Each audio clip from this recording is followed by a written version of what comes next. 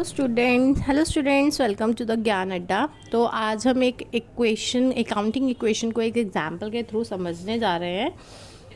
जैसे कि हमने बिज़नेस स्टार्ट किया, हमने नेक्स्ट जो अपने लास्ट टाइम जो हमने एग्जांपल डिस्कस किया था, सेम उसमें भी एक टर्म आई थी बिज़नेस। अब क्योंकि जब भी हम कोई भी बिज़नेस स्टार्ट करेंगे तभी आगे का प्रोसेस होगा, तभी अकाउंट शुरू होगा, ठीक है ना। बिज़नेस स्टार्ट किया हमने 1 लाख रुपीज़ से। 1 लाख से बिज़नेस स्टार्ट करने पे क्या हुआ, कैपिटल हमारी बढ़ गई, और इधर साथ में हमारी क्या बढ़ गई, हमारी बढ़ गई है कैश। एसेट साइड में कैश बढ़ गई है। उसके बाद सेकंड है हमारा परचेज़ किया हमने गुड्स कैश में 20,000 का, और क्रेडिट में किया है 30,000 का। टोटल गुड्स हमने कितना परचेज़ किया है। स्टॉक के लिए तो हमें देखना है ना, स्टॉक टोटल कितना आया हमारे पास, चाहे हमने वो कैश में ख़रीदा या क्रेडिट में ख़रीदा। 20,000 का कैश में और 30,000 का क्रेडिट में, तो टोटल स्टॉक जो हमारे पास ऐड ऑन हुआ है वो 50,000 रुपीज़ का हुआ है, ठीक है। और जो कैश में गुड्स परचेज करने की वजह से कैश कम हुआ होगा, ठीक है ना, तो 20,000 कैश में से कम कर दो। और क्रेडिट में गुड्स परचेज करने की वजह से हमारा क्या हुआ है, हमारे क्रेडिटर्स बढ़ गए हैं, हमारे पास एक नई लायबिलिटीज़ आ गई है क्रेडिटर्स की, तो वो क्रेडिटर साइड आ जाएगा। उसके बाद हमने गुड्स कैश में सेल किया है 10,000 का, और क्रेडिट में कितने का सेल किया है हमने 15,000 का, और कितने परसेंट प्रॉफिट पे, 20% प्रॉफिट पे। तो सबसे पहले हमें देखना है कि हमारे पास से टोटल स्टॉक कम कितना हुआ है। जब हमने ख़रीदा तो स्टॉक ऐड ऑन हुआ, जब हमने बेचा तो हमारे पास से स्टॉक कम भी हुआ होगा। कितने का स्टॉक कम हुआ, 10,000 और 15,000, टोटल कितने का स्टॉक कम हुआ हमारे पास से, 25,000 का, वो यहाँ पर आ गया। अगर कोई भी तुम्हारे पास एक ऐसी टर्म आ रही है जिसके लिए तुम्हें समझाना पड़ेगा कि ऐसे देख के हमें नहीं समझ आ रहा ये क्या हुआ, 25,000 तो समझ आया हमें कम हुआ, लेकिन ये 12,000 कहाँ से आए, जबकि कैश में तुमने गुड्स सेल किया है 10,000 का, और ये 18,000 कहाँ से आए, जबकि तुमने गुड्स क्रेडिट में सेल किया है कितने का, 15,000 का। तो ये जो टर्म है 10,000 प्लस 20% प्रॉफिट 12,000, ये हमें यहाँ वर्किंग नोट से पता चला। तो जब भी किसी टर्म में तुम्हें समझाने की कोई कैलकुलेशन की ज़रूरत है तो एक नोट बनाइए क्वेश्चन के एंड में, वर्किंग नोट। जितनी टर्म्स में तुम्हें कैलकुलेशन की ज़रूरत है, थ्रू वर्किंग नोट आप उसको समझाना होगा, ताकि जो समझने वाला है, जो तुम्हारा एग्जामिनर जो इसे चेक करेगा, उसे भी पता चले तुमने ये चीज़ कहाँ से डाली है। और तुम यहाँ पर बताओ कि ये जितने तुम्हें समझाने के लिए चाहिए, working note number 1, working note number 2, और यहाँ मैंशन कर दो ये कहाँ से आया है, वर्किंग नोट नंबर 1 से आया है, और ये कहाँ से आया है, वर्किंग नोट नंबर 2 से आया है, और ये उन दोनों का कॉम्बिनेशन है 1 + 2 का, ठीक है। तो यहाँ हम देखते हैं कि गुड्स हमने 10,000 का सेल किया, कितने परसेंट प्रॉफिट पे, 20% प्रॉफिट पे। जिसका सेल प्राइस था गुड्स का 10,000, 20% प्रॉफिट पे 2,000 का प्रॉफिट आ गया। हमने पढ़ा था जो भी प्रॉफिट होगा, जो भी लॉस होगा, उसकी एडजस्टमेंट कहाँ से होगी, कैपिटल से। तो हमने 10,000 का गुड्स जब 20% प्रॉफिट पे बेचा तो 2,000 का प्रॉफिट हुआ। 15,000 का गुड जब हमने 20% प्रॉफिट पे बेचा तो 3,000 का प्रॉफिट हुआ। तो टोटल 2,000 + 3,000 5,000 रुपीज़ हो गए। ये 5,000 रुपीज़ यहाँ पर आ जाएंगे, ठीक है। अब हमारा कैश में कितने का सेल हुआ है, 12,000 का। तो कैश में सेल होने की वजह से कैश इंक्रीज़ हुआ है, ये कैश इंक्रीज़ हुआ, 12,000 रुपीज़ आया। और क्रेडिट में गुड सेल करने की वजह से हमारे डेटर्स क्रिएट हो गए हैं। 15,000 के थे हमारे, 20% प्रॉफिट के बाद वो कितने हो गए, हमें क्रेडिट लेना कितना है। जब 10 का गुड्स तुम 20% प्रॉफिट लगा के किसी कस्टमर को 12 में दोगे तो तुम्हें 12 ही मिलेंगे ना, तो इसलिए तुमने यहाँ 12 जो है ऐड किए। यहाँ उनके प्रॉफिट के एडजस्टमेंट नहीं करेंगे, क्योंकि स्टॉक कितने का तुम्हारे पास से गया है, वो सिर्फ 25,000 का ही गया है।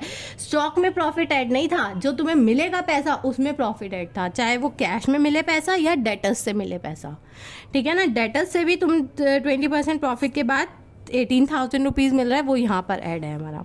तो टोटल प्रॉफिट हो गया 2,000 + 3,000 5,000, वो कैपिटल में तुम्हारी ऐड हो गया है, okay.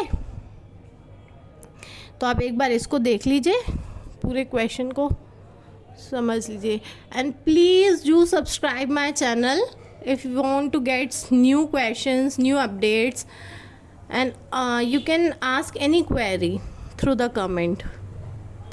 You can go on the reel section of Instagram where I upload the short notes through the reels.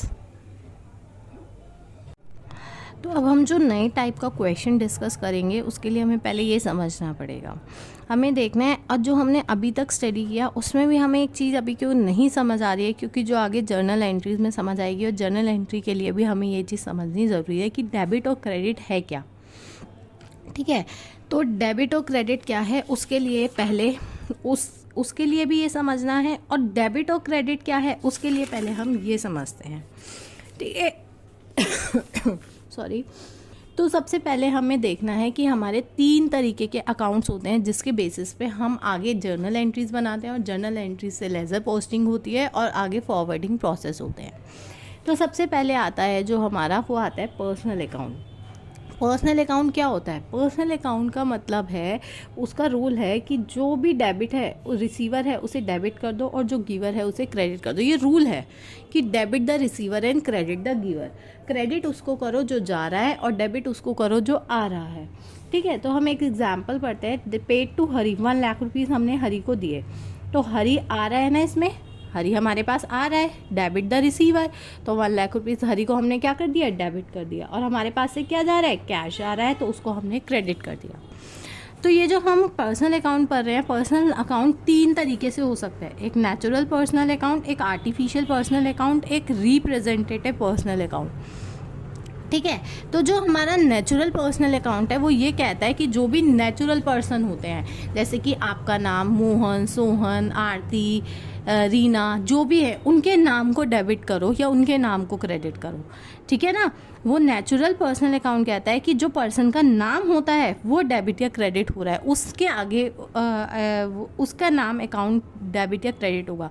और जो आर्टिफिशियल पर्सनल अकाउंट कहता है कि या आर्टिफिशियल पर्सनस, आर्टिफिशियल पर्सन कौन से हो गए कि अब तुम जो बिज़नेस चला रहे हो, बिज़नेस हमेशा प्रॉपराइटर बिज़नेस ही नहीं होता है कि एक तुम देखते हो कि एक छोटे जर्नल स्टोर खुले हैं, वो अपने नाम से बिज़नेस शुरू कर देते हैं, दिनेश की दुकान, इस मोहन चाय वाले की दुकान, ये वो।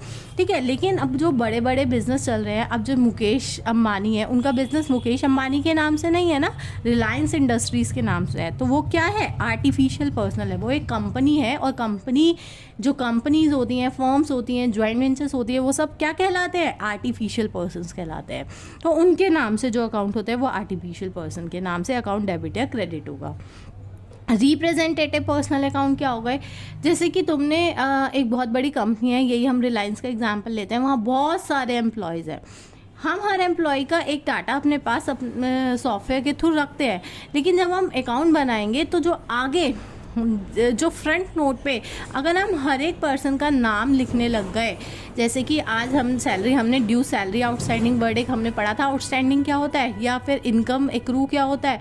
तो हम जो ये आउटस्टैंडिंग एक्रू वर्ड जो हम पढ़ रहे थे, तो अगर हम हर एक सैलरी की हर एक बंदे की सैलरी का आउटस्टैंडिंग लिखने लग गए फ्रंट पे, तो वो बहुत ही वल्गर से हमारे जो अकाउंट्स है वो दिखेंगे। वो एक तो किसी को पढ़ने में भी समझ नहीं आएंगे कि यहाँ का नोट छोटा हो गया, यहाँ का नोट बड़ा हो गया। ठीक है, तो उसको more comparable, more reliable, more easy format to read and write, तो हम क्या करते हैं कि वो एक अलग वर्किंग बना के हम फ्रंट नोट पे सिर्फ एक वर्ड लिख देंगे, सैलरी आउटस्टैंडिंग। ठीक है, हर एक पर्सन की सैलरी आगे फ्रंट पे ना लिख के हम वहाँ क्या लिख देंगे, एक आउटस्टैंडिंग सैलरी वर्ड लिख देंगे सिर्फ, और बाकी हर एक के नाम में हम उसको रजिस्टर तो करेंगे ही करेंगे। तो ये जो रिप्रेजेंट क्या कर रहे हैं, आउटस्टैंडिंग वर्ड जो है वो पूरी सब एम्प्लॉयज़ की सैलरी को रिप्रेजेंट कर रहा है। ठीक है, अब उसके बाद आता है हमारा रियल अकाउंट। रियल अकाउंट कहता है ये जो भी बिजनेस की प्रॉपर्टीज़ होती है उसको रिप्रेजेंट करता है। तो ये कहता है कि डेबिट करो किसको, जो भी आ रहा है, debit word comes in and credit word goes out. ये किसको रिप्रेजेंट करता है, प्रॉपर्टी ऑफ द बिजनेस को। किसको, प्रॉपर्टी ऑफ द बिजनेस। ये कहता है जितनी बिजनेस में प्रॉपर्टी आ रही है उसे डेबिट करो, और जितनी प्रॉपर्टी जा रही है उसे क्रेडिट करो। जैसे कि अब एग्जाम्पल के थ्रू समझते हैं, फर्नीचर हमने परचेज़ किया 50,000 का। फर्नीचर इसमें क्या हो रहा है, आ रहा है ना बिजनेस में, ये प्रॉपर्टी को रिप्रेजेंट करता है। बिजनेस आ रहा है और बिजनेस से जा क्या रहा है, कैश जा रहा है, तो 50,000 रुपीज़ डेबिट हो गए, और कैश जा रहा है तो वो क्रेडिट हो गया। अब नेक्स्ट हम जो अकाउंट पढ़ने जा रहे हैं वो नॉमिनल। ये नॉमिनल अकाउंट कहता है कि तुम जितने भी एक्सपेंसेस और इनकम है उसको यहाँ पर नोट करोगे। जितने भी एक्सपेंसेस होंगे वो कहता है कि ऑल एक्सपेंसेस एंड लॉसेस को डेबिट कर दो और जितने इनकम्स एंड गेन्स हैं उनको क्रेडिट कर दो। Debit all the expenses and losses, credit all the incomes and gain. तो जितने लॉसेज एंड एक्सपेंसेस हैं उनको डेबिट करो, ऑल इनकम्स को क्या करना है, क्रेडिट करना है। अब देखो तुमने एक एग्जाम्पल लिया, सैलरी दी 5000 की, तो सैलरी 5000 की जब दी तो salary account debit to cash हो गया, salary account debit to cash हुआ 5000 रुपीज़। अब यहाँ क्या हो रहा है, सैलरी एक्सपेंस है, एक्सपेंसेस ऑल द एक्सपेंसेस को डेबिट करना है, हमने डेबिट कर दिया। और कैश क्या है, कैश अभी हमने पढ़ा था, कैश एक एसेट्स होती है, क्या होती है, करंट एसेट्स होती है। तो यहाँ दो अकाउंट का देखो मर्जिंग दिखने को मिल रहा है, सैलरी एक्सपेंस हो गया और कैश क्या हो गया, नॉमिनल अकाउंट हो गया। सैलरी से हमने समझा जो एक्सपेंस है उसे डेबिट कर दो, और वो कहता है जो भी तुम्हारे पास से जा रहा है उसे क्रेडिट कर दो, ये वाला रूल कहता है। तो हमने कैश को क्रेडिट कर दिया, ठीक है। तो इसी रूल्स के बेसिस पे सारी की सारी जर्नल एंट्रीज होंगी, A to Z जो जर्नल एंट्रीज हमारी होंगी वो इसी से होंगी। अब हमने इसको समझ लिया तो हमें ये ईजिली समझ आ जाएगा कि ये क्या चीज़ है। अभी हमने इक्वेशंस पढ़ी, जो इसमें इक्वेशंस में क्या कहा गया कि जितनी तुम्हारी एसेट्स हैं तुम्हें उन सारी की सारी एसेट्स को क्या करना है, लेफ्ट साइड लिखना है, is equals to liabilities plus credit करना है। हम उसमें देखते हैं बिजनेस स्टार्ट किया हमने, हम कैश को बढ़ा देते हैं और कैपिटल को बढ़ा देते हैं। तो इसका फंडा क्या होता है कैश को बढ़ाने का और कैपिटल को बढ़ाने का, वो कहता है कि तुम्हारी जब जब एसेट्स बढ़ेगी तो उसे डेबिट करना है। एसेट्स बढ़ेगी क्योंकि एसेट्स का नेचर क्या है, एसेट बिजनेस में आ रही है तो वो डेबिट होगी। रियल अकाउंट में हमने पढ़ा एसेट्स बिजनेस में आ रही है तो डेबिट होगी। तो जैसे ही एसेट्स इंक्रीज होगी तो उसे डेबिट कर दो, और एसेट्स कम हो जाएगी, एसेट्स चली जाएगी तो उसे क्रेडिट कर दो। एसेट्स आ जाएगी, ज़्यादा आएगी तो उसे डेबिट, और हट जाएगी अगर कम हो जाएगी, डिक्रीज हो जाएगी तो उसे क्रेडिट कर दो। लायबिलिटीज़ में रिवर्स हो जाता है, क्यों, लाइबिलिटीज़ का नेचर ही क्रेडिट होने का होता है। लाइबिलिटीज़ क्रेडिटर्स होते हैं। क्रेडिटर क्या है, एक करंट लाइबिलिटी है। करंट लाइबिलिटी यानी हमारे पास से जो एसेट जारी होती है, अगर लाइबिलिटीज़ तुम्हारी बढ़ेंगी तो तुम उसे क्रेडिट करोगे। जो जिसका नेचर होता है, क्योंकि एसेट्स का नेचर डेबिट होने का होता है। एसेट्स का नेचर क्या होता है, डेबिट होने का होता है, क्योंकि वो एसेट्स हैं वो डेबिट होती हैं। हम पढ़ते हैं प्रॉपर्टी, जब भी हमारी फर्म प्रॉपर्टी को खरीदेगी तब तक वो उसको क्या करेगी, डेबिट करेगी, और जब जब वो कोई लाइबिलिटी खरीदेगी, कोई लोन लेगी, उसे वो क्रेडिट करेगी। तो हमने यहाँ एसेट्स खरीदते हैं डेबिट करते हैं, और लाइबिलिटीज़ को खरीदते हैं तो उसे क्रेडिट करते हैं। तो जो जिस नेचर का है अगर उसमें वो ही होगा तो उसको उसी नेचर में लिखा जाएगा। एसेट्स बढ़ी तो एसेट्स को डेबिट किया, उसका नेचर डेबिट होने का है। लाइबिलिटीज़ का नेचर क्रेडिट होने का है, लाइबिलिटीज़ बढ़ी तो उसे क्रेडिट करो, और अगर उससे उल्टा हुआ यानी लाइबिलिटीज़ हमारी कम हो गई तो उसे डेबिट कर दो। कैपिटल का नेचर भी क्रेडिट करने, हमने छोटी सी बैलेंस शीट का जो फॉर्मेट देखा था उसमें हमने यही तो देखा था, लेफ्ट साइड पे सारी हमने क्रेडिट साइड पे सारी क्या लिखी थी, लाइबिलिटीज़ और कैपिटल। तो कैपिटल का नेचर क्या है, क्रेडिट होने का, और वो क्रेडिट नेचर की जो चीज़ है वो बढ़ रही है और आ रही है तो उसे और क्रेडिट कर दो, अगर वो कम हो रही है तो उसे डेबिट कर दो। रेवेन्यू और इनकम, रेवेन्यू और इनकम ये भी इनका नेचर क्या है, रेवेन्यू ऑल द जितनी भी हमारे एक्सपेंसेस हैं उनको डेबिट करने का, अभी हमने नॉमिनल अकाउंट में पढ़ा, और जो इनकम है उनका नेचर क्या है, क्रेडिट करने का। Debit all the income and credit all the expenses, debit all the expenses and credit all the income. तो जो भी इनकम है वो क्रेडिट है, उनका नेचर क्रेडिट होने का। जब जब वो बढ़ेंगी, जिस नेचर का काम अगर बढ़ रहा है तो वो उसी नेचर में ऐड बैक होता जाएगा, अगर उस नेचर से डिफरेंट काम होगा तो वो लेस हो जाएगा। और एक्सपेंसेस का नेचर क्या है, डेबिट होने का है ना एक्सपेंसेस का नेचर। अगर इंक्रीज होंगे एक्सपेंस तो हम उसको डेबिट कर देंगे, और अगर डिक्रीज होंगे तो क्रेडिट कर देंगे। You can take the screenshot. Do subscribe my channel guys.